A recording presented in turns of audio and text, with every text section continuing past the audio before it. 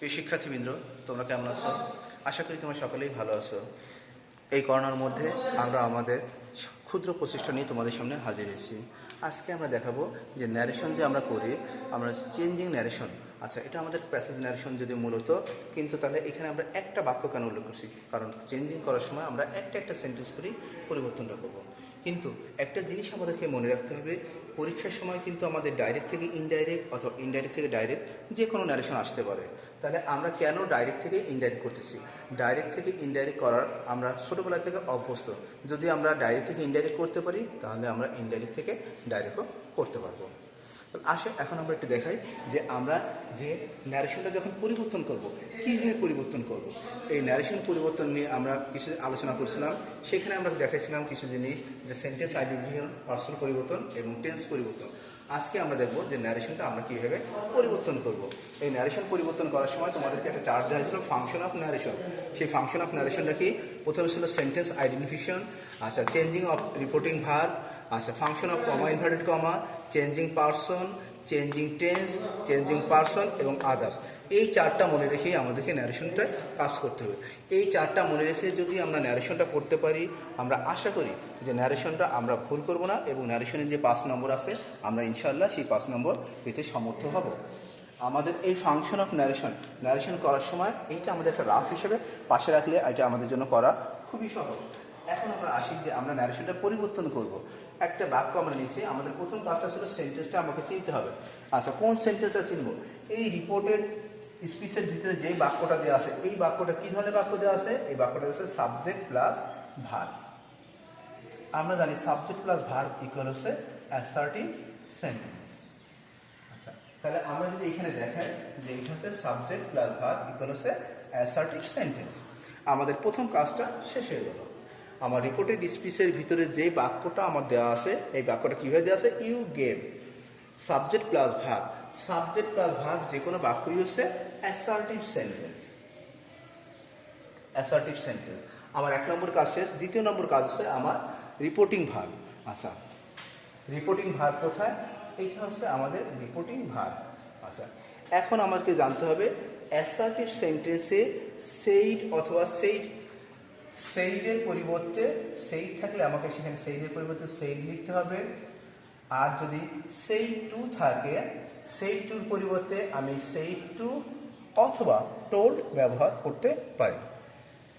আমরা আবার একটু খেয়াল করি, অ্যাসার্টিভ সেন্টেন্সে যখন আমরা রিপোর্টিং ভার্বের কাজটা করব, তখন আমাদেরকে জানতে হবে সেইডের পরিবর্তে অবশ্যই সেইড লিখতে হবে। সেইড টুর পরিবর্তে সেইড টু অথবা টোল্ড আমরা যে কোনোটাই ব্যবহার করতে পারবো। এই ক্ষেত্রে আমরা সেইড টু অথবা টোল্ড যে কোনোটা ব্যবহার করতে পারবো। আমাদের দ্বিতীয় নম্বর কাজ শেষ। তৃতীয় নম্বর কাজ হচ্ছে function of comma inverted comma. Assertive সেন্টেন্সে কমা ইনভার্টেড কমার পরে তুলে দিয়ে আমাদেরকে লিখতে হবে দ্যাট। আবার একটু খেয়াল করি, অ্যাসার্টিভ সেন্টেন্সে যখন আমরা ডাইরেক্ট থেকে ইনডাইরেক্টে যাব ন্যারেশন করার সময়, তখন আমাদের কমা ইনভার্টেড কমা পরে তুলে দিয়ে আমাদেরকে লিখতে হবে দ্যাট। আচ্ছা, এরপরে চতুর্থ নম্বর কাজ হচ্ছে আমাদের পার্সন পরিবর্তন। এইখানে পার্সন কি দেওয়া আছে? আমাদের পার্সন এখানে দেওয়া আছে ইউ, ইউটা দেওয়া আছে। আমরা জানি যে ইউ যদি দেওয়া থাকে, ইউ হলো শ্রোতার পার্সন। আচ্ছা, ইউটা হলো সেকেন্ড পার্সন, আচ্ছা, যেটা শ্রোতার সাথে পরিবর্তিত হয়। শ্রোতার সাথে এই বাক্যটায় শ্রোতাকে, এই বাক্যটার শ্রোতা হলো নীলা। আমরা যখন এই ইউটাকে পরিবর্তন করব, তখন আমাকে এই শ্রোতার সাথে পরিবর্তন করতে হবে। ইউ হলো সেকেন্ড পার্সনটা পরিবর্তন হয় শ্রোতার সাথে। আমরা যখনই বাক্যের মধ্যে ইউটাকে পরিবর্তন করব, তখন আমাকে সেটাকে পরিবর্তন করতে হবে শ্রোতার সাথে, সে শ্রোতা যেই হোক না কেন।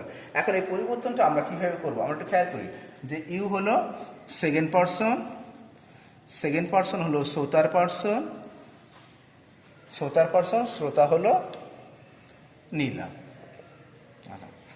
এখন যদি আমরা দেখাই ইউটা কি, ইউটা হলো একটা প্রোনাউন। আচ্ছা, ইউটা প্রোনাউন, কেমন প্রোনাউন? একটা সাবজেক্ট প্রোনাউন। এখন ইউটা যে সাবজেক্ট প্রোনাউন, এইটা আমরা কীভাবে বুঝতে পারি? কারণ সমস্ত জিনিসের পার্সনের সাবজেক্ট এবং অবজেক্ট ভিন্ন, কিন্তু ইউর ক্ষেত্রে আচ্ছা, ইউ এর পরে ভার্ব থাকলে ইউ সাবজেক্ট, ইউ এর পরে ভার্ব না থাকলে ইউ অবজেক্ট। এই জিনিসটা অবশ্যই আমাদেরকে মনে রাখতে হবে। তাহলে ইউটা হলো প্রোনাউন। ইউ কেমন প্রোনাউন? Subject pronoun. ইউ যদি সাবজেক্ট প্রোনাউন হয় তাহলে আমাদের এইখানে নীলার একটা সাবজেক্ট প্রোনাউন নিতে হবে। নীলার সাবজেক্ট প্রোনাউন হলো শি। যে কোনো ফিমেলের সাবজেক্ট প্রোনাউন হলো শি এবং অবজেক্ট প্রোনাউন হলো হার। তাহলে এইখানে ইউর পরিবর্তে পার্সনের ক্ষেত্রে আমরা লিখবো হচ্ছে, ইউর পরিবর্তে আমাকে এখানে লিখতে হবে শি। আবার আমরা খেয়াল করি এই পার্সন পরিবর্তন করার সময় আমাদের বেশিরভাগ শিক্ষার্থী বিড়ম্বনায় পড়ে, তারা বুঝতেই পারে না এই পরিবর্তনটা তারা কীভাবে করবে। আমাদের এখানে খেয়াল করতে হবে যে ইউটা হলো সেকেন্ড পার্সন, সেকেন্ড পার্সনটা পরিবর্তন হয় শ্রোতার সাথে, এবং ফার্স্ট পার্সন যদি থাকতো সেটা পরিবর্তন হয় হলো বক্তার সাথে। ইউটা হচ্ছে সেকেন্ড পার্সন, যেটা পরিবর্তন হবে শ্রোতার সাথে। এই পরিবর্তনটা আমরা কীভাবে করবো? ইউ হলো সেকেন্ড পার্সন, সেকেন্ড পার্সন হলো শ্রোতার পার্সন, শ্রোতা হলো নীলা। ইউ হলো প্রোনাউন, কেমন প্রোনাউন? একটা সাবজেক্ট প্রোনাউন। সুতরাং আমাকে নীলার একটা সাবজেক্ট প্রোনাউন নিতে হবে। নীলার সাবজেক্ট প্রোনাউন হলো শি। যখন আমি ডাইরেক্ট থেকে ইনডাইরেক্টে আসবো ন্যারেশনে, তখন আমাকে এই ইউটা তুলে দিয়ে আমাকে লিখতে হবে শি। এখন এইখানে আমাকে পরিবর্তন করতে হবে টেন্সের পরিবর্তন। আচ্ছা, টেন্সে আমাকে কি দেওয়া আছে? গেভ দেওয়া আছে। আচ্ছা, গেভ হচ্ছে ভার্বের ভার্ব টু, এটা হচ্ছে পাস্ট ইনডিফিনিট। পাস্ট ইনডিফিনিট যদি থাকে সেখানে আমরা করি হলো পাস্ট পারফেক্ট। পাস্ট পারফেক্ট হলো সাবজেক্ট, হ্যাড এবং ভার্বের থ্রি অথবা ভার্বের পাস্ট পার্টিসিপল। সাবজেক্ট আমার আগে দেওয়া আছে, এইখানে তাহলে আমাকে নিতে হবে হ্যাড এবং ভার্বের পাস্ট পার্টিসিপল। আমাকে লিখতে হবে হ্যাড গিভেন। তাহলে আমাদের টেন্সের পরিবর্তন হয়ে গেল। আমরা টেন্সের পরিবর্তন কীভাবে করবো? এইখানে আমার বাক্যের মধ্যে আমাকে দেওয়া আছে গেভ। গেভ হলো পাস্ট ইনডিফিনিট টেন্স। আচ্ছা, পাস্ট ইনডিফিনিট টেন্স থাকলে সেখানে আমাকে যেতে হয় পাস্ট পারফেক্টে। টেন্স পরিবর্তন করার সময় পাস্ট ইনডিফিনিটের বেলায় আমাকে যেতে হয় পাস্ট পারফেক্টে। টেন্স পরিবর্তনের বিষয়গুলো অবশ্যই খেয়াল রাখতে হবে এবং দ্রুত মনে রাখতে হবে। আচ্ছা, পাস্ট ইনডিফিনিট থাকলে আমাকে যেতে হবে পাস্ট পারফেক্টে। পাস্ট পারফেক্ট গঠন কি? সাবজেক্ট, হ্যাড এবং ভার্বের পাস্ট পার্টিসিপল বা ভার্ব থ্রি। আচ্ছা, সাবজেক্ট আমার শি আগেই দেওয়া আছে, সুতরাং আমাকে এখানে নিতে হবে হ্যাড এবং ভার্বের পাস্ট পার্টিসিপল। হ্যাড, গেভের পাস্ট পার্টিসিপল হলো গিভেন। এরপরে আমার আরেকটা পার্সন পরিবর্তন রয়ে গেছে, সেটা হলো মি। আচ্ছা, মিটা কি? আমরা আবার খেয়াল করি, মিটা হলো ফার্স্ট পার্সন। আমরা জানি ফার্স্ট পার্সনটা আমরা পরিবর্তন করি বক্তার সাথে,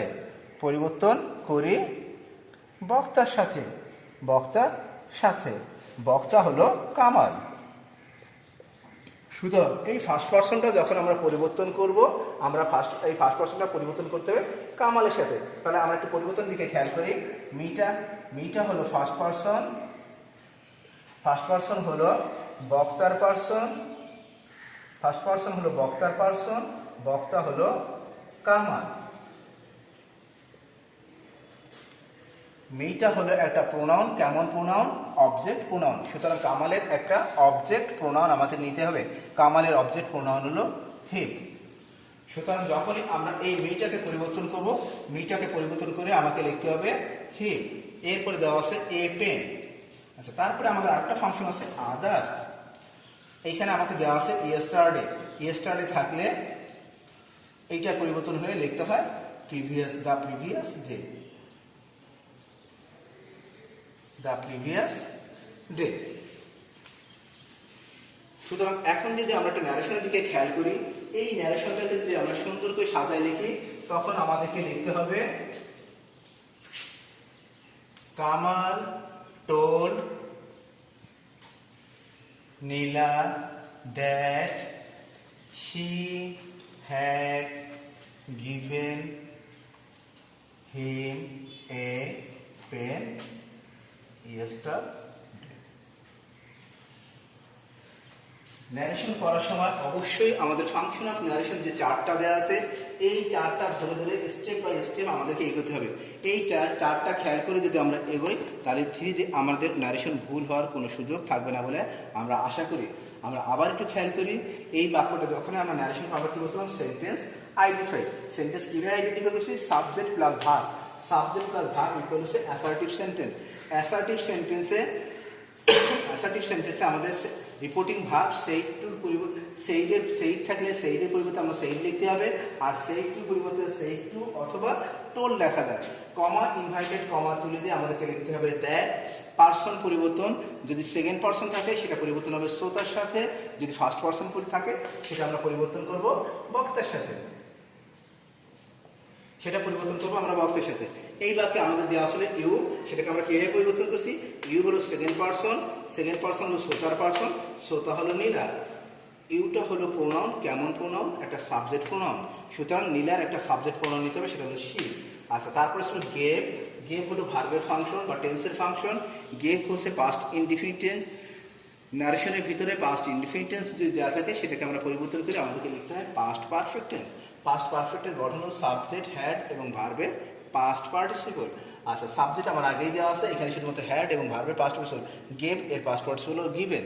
এরপরে আমাকে দ্বিতীয়বার আবার একটা পার্সন দেওয়া আছে। দ্বিতীয়বার পার্সন আমরা সবসময় পাবো এমন কোনো কথা নাই। যদি আমরা পার্সন পাই, আমাদের পরিবর্তন করতে হবে, না পেলে কোনো সমস্যা নাই।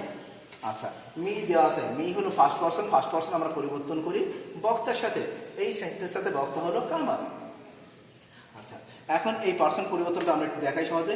মি হলো ফার্স্ট পার্সন হচ্ছে বক্তার পার্সন, বক্তা হলো কামাল। মি হলো একটা প্রোনাউন, কেমন প্রোনাউন? একটা অবজেক্ট প্রোনাউন। আচ্ছা, সুতরাং কামালের একটা অবজেক্ট প্রোনাউন আমাকে লিখতে হবে। কামালের অবজেক্ট প্রোনাউন হলো হিম। এরপরে আমার আরেকটা ফাংশন রয়ে গেছে ইয়েস্টারডে। ইয়েস্টারডে এরকম কিছু ফাংশন থাকে, yesterday, today, this, that, here, এগুলো আমাদেরকে পরিবর্তন করতে হয় এবং এইগুলো পরিবর্তনের জিনিসগুলো আমাদেরকে মুখস্থ রাখতে হবে। এবার আমরা আরেকটা পরিবর্তন দেখবো। Nila said to Kamal, will you help me tomorrow. আচ্ছা, এই বাক্যটা কি দেওয়া আছে? আমরা সেন্টেন্স আগে ছিল, এই বাক্যটা দেওয়া আছে একটা কোশ্চেন মার্ক। কোশ্চেন মার্ক মানে হচ্ছে ইন্টারোগেটিভ সেন্টেন্স। কোশ্চেন মার্ক মানে হচ্ছে ইন্টারোগেটিভ সেন্টেন্সে সেইড অথবা সেইড টু যাই থাকুক না কেন, তার পরিবর্তে আমরা লিখি সাধারণত আস্কড।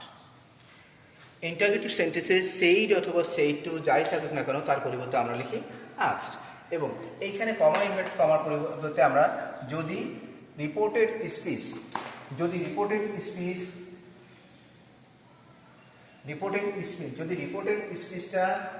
WH দিয়ে শুরু হয়, WH দিয়ে শুরু হলে WH দিয়ে হবে।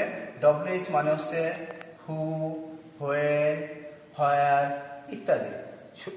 WH দিয়ে শুরু হলে WH দিয়ে শুরু হবে। আর যদি WH দেওয়া না থাকে, তাহলে আমাদেরকে লিখতে হবে ইফ।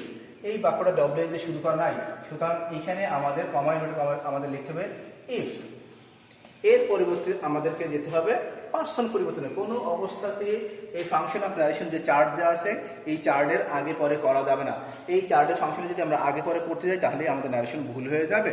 আচ্ছা, এই বাক্যটা আমাকে এখানে কি দেওয়া আছে? ইউ দেওয়া আছে। আমরা কি জানি? ইউ হলো সেকেন্ড পার্সন।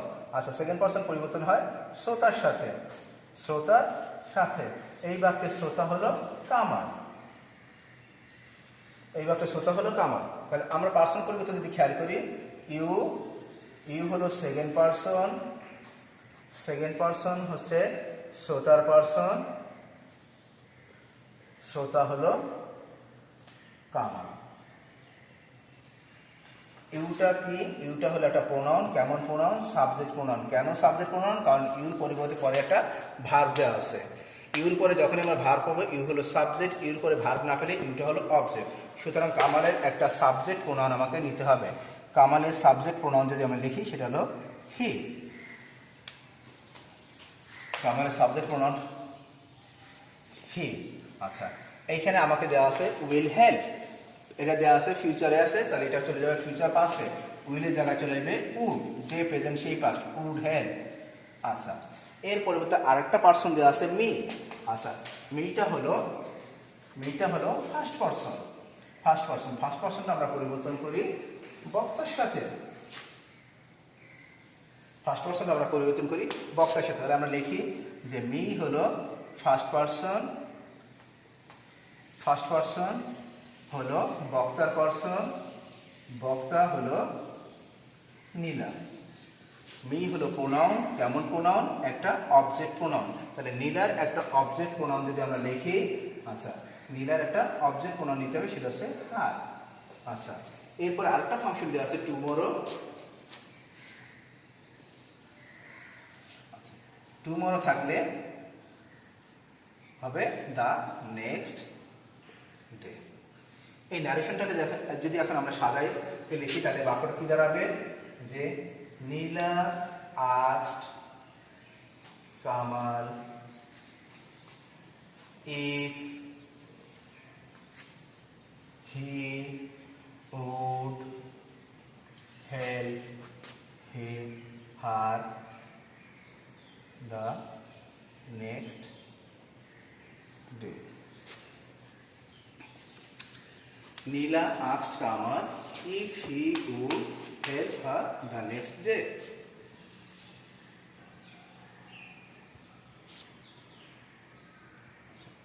আর এইখানে যদি শুধুমাত্র যদি এই সেন্টেন্স ইন্টারপ্রেটিভ সেন্টেন্স যদি ডব্লিউএইচ দিয়ে শুরু করা হয়, শুধুমাত্র আমরা এই ইফের জায়গায় সেটা ডব্লিউএইচ দিয়ে লিখবো।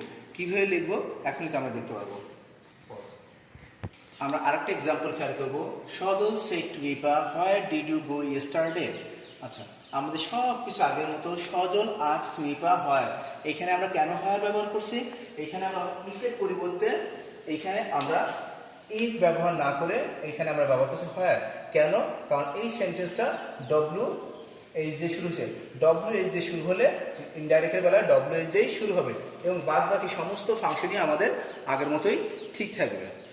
আশা করি এই দুইটা এক্সাম্পল যদি তোমরা খেয়াল করো তাহলে তোমাদের কিছুটা হলেও অন্তত তোমাদের সাহায্য হবে। আমরা যদি সময় পাই, সুযোগ হয়, আমরা আরও পরবর্তীতে বিস্তারিত আলোচনা করব। সবাই সুস্থ থাকবা, স্বাস্থ্যবিধি মেনে চলবা। কোনো অবস্থাতেই এই করোনার সময় আমরা স্বাস্থ্যবিধির কোনো ব্যত্যয় ঘটাবো না। নিজে সুস্থ থাকবো, নিজের পরিবারকে সুস্থ রাখার চেষ্টা করব, দেশের মানুষকে সুস্থ রাখার চেষ্টা করব। আল্লাহ হাফেজ।